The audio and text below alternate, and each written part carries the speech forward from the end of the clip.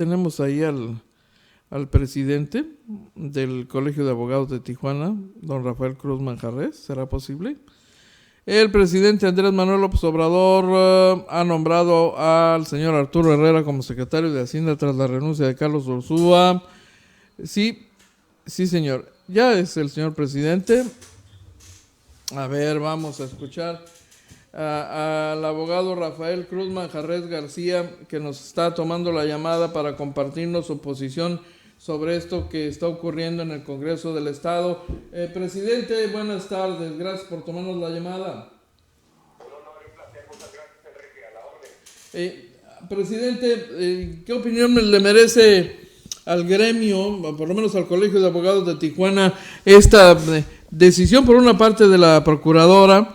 pero no solo el acto, sino los efectos de este acto? Algo que ya se ha venido señalando entre abogados como una pretensión dibujadísima desde hace mucho tiempo de proteger a Perla del Socorro Ibarra para que disfrute las mieles de una pensión vitalicia en un cargo que en realidad no ejerció, que es el de magistrado. Efectivamente es aberrante, es denigrante, es una verdadera vergüenza que esté sucediendo esto dentro del Poder Judicial, ya que como instituciones deben de ser ejemplo en fortalecer precisamente la institucionalidad de estas corporaciones, en el entendido de que no es válido de que sea magistrada con licencia cuando la ley orgánica del Poder Judicial establece en qué momentos, tiempo, modo y lugar para poder otorgar estas licencias, y no por el contrario, que al mismo tiempo de ser magistrada con licencia todavía esté en las riendas, tomando las riendas de la Procuraduría General de Justicia en carácter de procuradora. Entonces sí, efectivamente es un hecho completamente ilegal, es un hecho fuera de todo contexto y marco jurídico, por lo cual la comunidad jurídica a través del suscrito manifestamos nuestro repudio. No es posible que eso esté aconteciendo, y mucho menos que le quite espacios a verdaderas personas que tienen vocación, trayectoria, preparación, para que pueda ocupar esa vacante que debió haberse se debió haber separado del cargo desde hace mucho tiempo, en el momento que optó por aceptar el cargo de procuradora. Abogado, para nosotros los ciudadanos el tema de lo jurídico puede ser un tema farragoso, difícil de entender, pero hay cosas o hay cuestionamientos que me vienen a la mente en este momento. ¿Cómo es posible pregunto, jurídicamente es posible que alguien como Perla del Socorro Ibarra sea designada magistrada y luego ratificada en el cargo, cuando uno, así lo entendemos, para ser ratificado en un cargo hay que ser objeto de una evaluación, pero si ella no hizo trabajo, consecuentemente no hay sobre qué evaluarla, ¿cómo es que el Congreso del Estado y el Poder Judicial de Baja California se toman la decisión de ratificarla en un cargo que nunca ejerció? Efectivamente, como lo comentas, aquí efectivamente existe una situación política.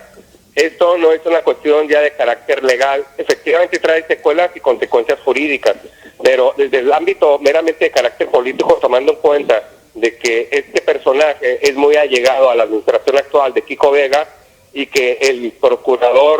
que el presidente del Tribunal Superior de Justicia del Estado también es parte de este núcleo hermético que favorece intereses individuales, es posible, y también toca lo referente al poder legislativo, en donde la bancada del PAN, y lo acabamos de vivir el día de ayer precisamente con la cuestión de las decisiones que se tomaron en relación a los 3 puntos, ¿no? Que es evidentemente el aumentar el cargo al gobernador electo, evidentemente la cuestión de los nombramientos del presidente de Fiscal Anticorrupción, y evidentemente el del ITAI. Y aunado a eso, la cuestión de la magistrada. Si bien es cierto, fue ratificada el nombramiento de carácter de magistrada el año pasado, preparando precisamente el terruño para que cómodamente ella, al separarse del cargo de procuradora, que ya lo anunció que sería este próximo viernes 12 de julio, ella pueda regresar con toda impunidad, derivado de que no cumple con los requisitos que establece la ley orgánica del Poder Judicial, para que, aunado con la reforma que se dio en materia de los tiempos para que un magistrado se pueda retirar y jubilar, pues ella, acorde a la edad que tiene, pues finalmente pudiera estarse jubilando en los tiempos y forma de acuerdo a los reglamentos. Efectivamente, adolece todo esto de un sentido, de un sustento jurídico que mañosamente vuelven a las viejas prácticas al acomodar y evidenciar de que son actos corruptos tendientes a beneficiar caracteres de individualizados en un grupo hermético y selecto. Tengo en mis manos, tengo a la vista un documento del archivo del Congreso del Estado, de la Junta de Coordinación Política, en el que se establece que el 7 de noviembre del año 2013, el Pleno del Congreso del Estado le aprobó licencia por 3 años a la magistrada Perla del Socorro Ibarra para separarse del cargo. En 20 de octubre de 2016, 3 años después, nuevamente recibe el Congreso y le aprueba una solicitud de licencia para separarse de un cargo que realmente no había ocupado, bueno, pues por otros 3 años, ¿no? Porque ostenta el cargo de procuradora. Y lo último, lo más reciente, es lo que acabamos de conocer. ¿Es posible que estos abusos o estas violaciones de las que usted nos habla, abogado, puedan perpetuarse tan abiertamente y no pase nada, nadie haga nada, nadie pueda revertir esto? Precisamente existe un órgano al interior de la Judicatura del Estado que sería el órgano garante para fincar responsabilidades, a petición, lógicamente, de las personas que se sintieran agraviadas, que en este caso pudieran ser precisamente los que lanzaran las convocatorias para aspirar a ese cargo de magistrados, pudieran impulsarlos en carácter de personas interesadas en relación a que no se abre la convocatoria del puesto que ella estaría dejando vacante. En este orden de ideas, lamentablemente estamos viendo que es posible porque está sucediendo. Sin embargo, vuelvo yo a insistir, la comunidad jurídica lo repudia en todo sui generis, es decir, de forma general y de forma particular en este caso concreto, porque el proverbio es sabio y muy bien dicho, que el juez debe empezar por su propia casa, y aquí vemos con mucha tristeza y con repudio, vuelvo a insistir, de que nuestras autoridades son los primeros en violentar el Estado de Derecho, la cultura de la legalidad con personajes de esta etiqueta. Yo recuerdo que ustedes como colegio ya se habían manifestado sobre este tema hace un buen tiempo, justamente cuando se planteó lo de la ratificación en el cargo de magistrada, y sin embargo no ocurrió nada, nadie se tibió, ni el Congreso ni el Poder Judicial del Estado.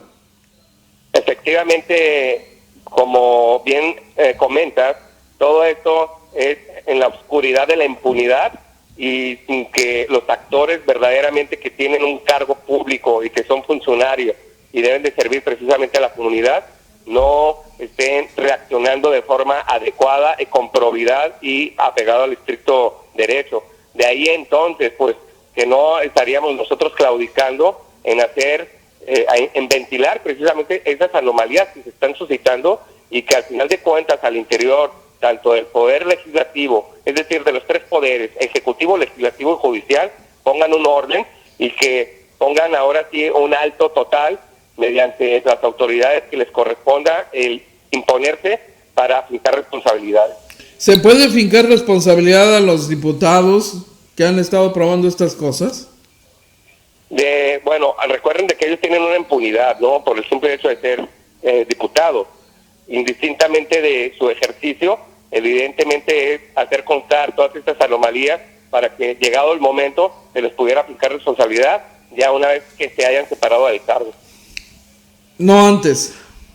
No antes, porque gozan de impunidad. Abogado, me decía usted que hubo una modificación de orden legal para reducir el tiempo en que pueden retirarse y jubilarse los magistrados, que antes tenían que esperar hasta los 75 años para poder jubilarse, y hoy ya no tienen que esperar esos 5 años, se redujo a 70, ¿es correcto? Efectivamente es correcto, y ahí es donde entra la hipótesis de la magistrada con licencia, actual procuradora, que en el momento que ella renuncie y se recorpore nuevamente al Poder Judicial, pues tranquilamente va a tener que esperar un momento ya muy reducido al efecto de cumplir con con los requisitos y entonces estar pudiendo gozar de ese privilegio de jubilación como magistrado. ¿En algún momento el Poder Judicial del Estado fue cuestionado por ustedes como abogados debido a estas decisiones? Como usted acertadamente indica, el año pasado nosotros hicimos por ahí una conferencia de prensa en relación a eso, donde nosotros exhortábamos cordialmente tanto al Poder Judicial como al mismo Ejecutivo, por ser Procuraduría dependiente del Ejecutivo, de que valoraran y examinaran e hicieran lo que a derecho correspondía, porque eso no era posible que estuviera sucediendo. No puede ser juez y parte al mismo tiempo. ¿Cómo es posible que siendo magistrada al mismo tiempo estés ejerciendo una acción de procuración de justicia en carácter de primer edil como procuradora? Sin embargo, todo eso sería factible siempre y cuando hubiera presentado su renuncia de forma irrevocable al puesto de magistrada para entonces ocuparse a tomar las riendas de la Procuraduría. En este momento, ¿hay algo que el Colegio de Abogados de Tijuana pueda hacer respecto a estas decisiones que se acaban de tomar anoche mismo en el seno del Congreso?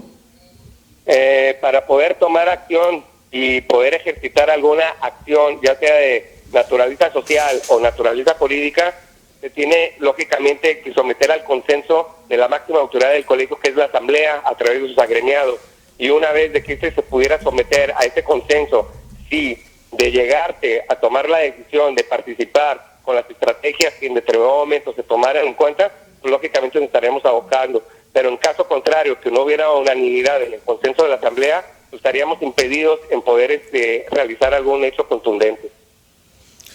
Caray. Bueno, abogado, ¿alguna consideración adicional que quisiera usted compartir con quienes nos están escuchando en todo el estado? Simple y sencillamente creo que el pasado mes de junio, cuando fueron las elecciones, nosotros acudimos a la urna con un 25% y el restante de pesimismo, precisamente para tratar de arropar la famosa cuarta transformación, donde sus principios eran no robar, no mentir y no traicionar,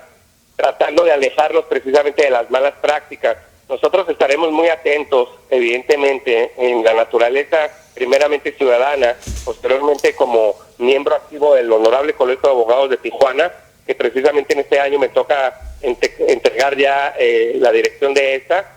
y bajo esta misma trinchera el poder seguir siendo un contrapeso para que llegado el momento del gobierno transitorio que tomara protesta, pues estar muy de cerca, viendo y estando de forma activa para que no siga continuando estas viejas prácticas. Abogado, pues le agradecemos enormemente nos haya tomado la llamada. Es un honor para servirles y estamos a su disposición para cualquier